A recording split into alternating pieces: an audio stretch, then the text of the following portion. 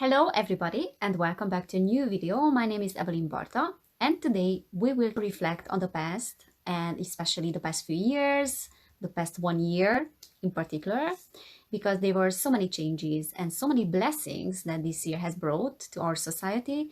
Even though it seems chaotic, it seems challenging, I thought I would make a video to really reflect a little bit and to find the silver lining in today's times and challenges. If we manage to learn the lessons of the past and to transcend those lessons energetically, then there's a hope for a better future. And that is up to us completely. But let's see what were those blessings that the past years has brought into our lives. Being that said, without any further ado, let's get into our video. We are living in a society of new innovations. We can see these new innovations showing up in many industries, in finance, in technology, in medicine, in politics. There are new philosophies, new innovations, new ways of thinking. We are getting rid of the old and we are bringing brand new energies that will automatically start a revolution in many areas of our society. In many industries, there's a restructuring happening currently on a micro level, but then also on a macro level. On a micro level, meaning that in our personal lives, in our family structures, relationships, spiritually, there have been huge changes happening in the past 5 years, or even starting from 2015.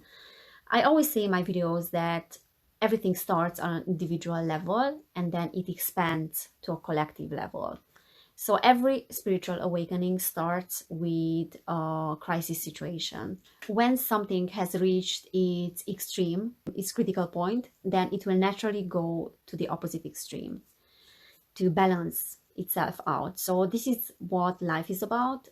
And nature is trying to balance things out. So when something is going too far, so when we know that we are on a path that is not the right for us, but we keep pushing, we keep going forward, then something will happen naturally that will put us in the opposite extreme and will force us to take the other direction. So it's always good to find the middle ground in everything, in your relationships, in your work, in your health. Otherwise, when you have gone too far in one of those extremes, then you will go into the opposite extreme. And last year was a real blessing for us from this point of view, because we have realized that we have been taking things for granted. And one of those things that we were taking for granted was our freedom. Before this whole virus situation has kicked in, we were allowed to travel everywhere in the world, and we had all the freedom in the world to do whatever we wanted to do. And yet, we kept ourselves in the same workplace, in the same situation, and instead of taking action and making changes in our lives, we kept distracting ourselves with the busyness of the world, with going to work, with chasing things that we didn't even need, making money for the sake of making money or for survival. And we just didn't notice the beauty of the world that was around us. This was one of the realizations that hit really hard for me last year. And by the way, I have a video where I talk about this very openly and the lessons of the past year. If you want to watch my video, it's called 1 Year into Pandemic. We have been taking our freedom for granted when we could have done so much, but we didn't have the awareness and we didn't have the level of consciousness before all this happened. So we needed a catalyst that opened our eyes that, look, you had all the freedom in the world and you didn't take advantage of it. You didn't use it. You had your sovereignty, you could have used it, and now you don't have it any longer. So it was a really eye-opening year for, I think, everyone. We were taking our relationships for granted as well, and people. We didn't see each other maybe as often as we could have, because we were too busy with chasing life, with chasing things that were actually unnecessary, with the tasks that we have set for ourselves, with the busyness of everyday life. And we even refused to look at the situation in between our partners, our families. We were forced now to do that as well, and to finally have maybe honest conversations with each other and to reflect on our relationships and the quality of the relationships with other people and the values. So many relationships have fallen apart many have strengthened. But I think we can all agree on the fact that it has brought changes in our relationships. We finally re-evaluated the quality of our relationships, the values, and it kind of opened our eyes about the level of consciousness on which certain people are. Because this virus situation was a real test and it reflected the values of each and every individual, the way they handle the whole situation and the uncertainty of life. It really showed which person operated from a level of fear and which from a level of love. And I think we realized that many people that we were in contact with or even relationship with were not a good energetic match for us. There were people in my life as well who I thought that were spiritually evolved. But when this situation has showed up around the world, they really shocked me the way they responded, because they were buying into the fear that the majority of people were buying into.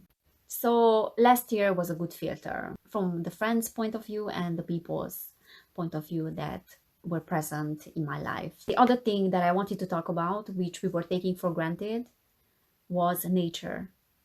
And I think last year's events were very eye-opening for us from this point of view, that we were taking nature for granted, animals for granted, the way we pollute, the things that we consume on a daily basis, the amount of things that we consume, and we don't need those things whatsoever. Last year, when we saw the images of Earth from the previous years compared to last year, and certain areas of the earth and nature, what a big difference it was between us being active and polluting and the time of lockdown when we stopped going out and polluting. Finally, Mother Earth can breathe a little bit, and then we realized that we really messed up. And one of those eye-opening moments about nature already happened before the virus in January 2020, when the Australian bushfires happened. I think it's really time for us to treat everything that is living around us, nature, animals, as sacred, and to take care of our environment.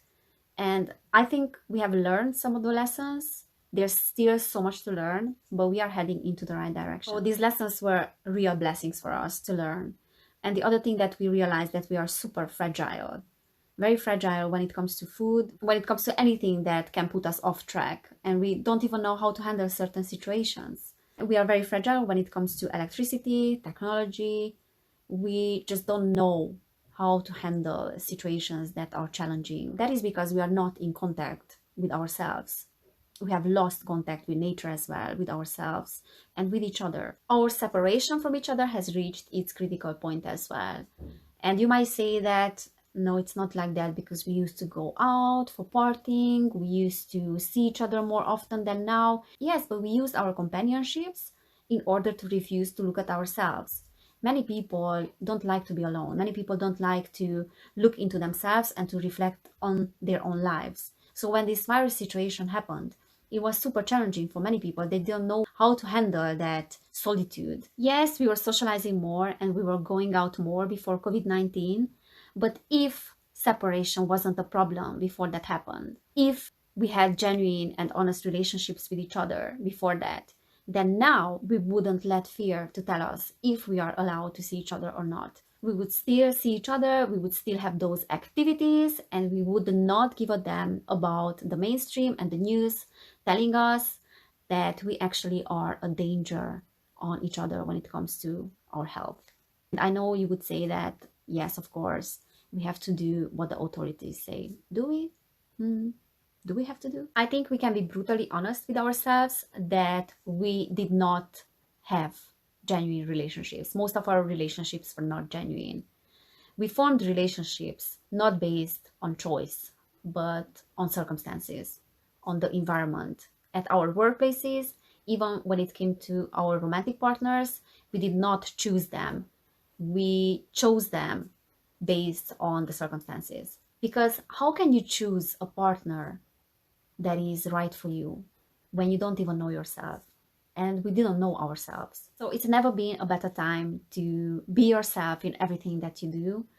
And if everything that happened last year wouldn't have happened, people wouldn't have realized that there's a better way of doing things. And I can see so many people are encouraged to do things differently and to try new ways of living, new ways of working, And this mentality in this sense has changed immensely in 1 year time. So imagine what this catalyst has done to us as a society. So instead of seeing destruction and that mankind is ruining everything, we have to see the silver lining of our times, that we are waking up to reality finally. We live in a subjective reality anyways, and every single individual will experience whatever they believe in.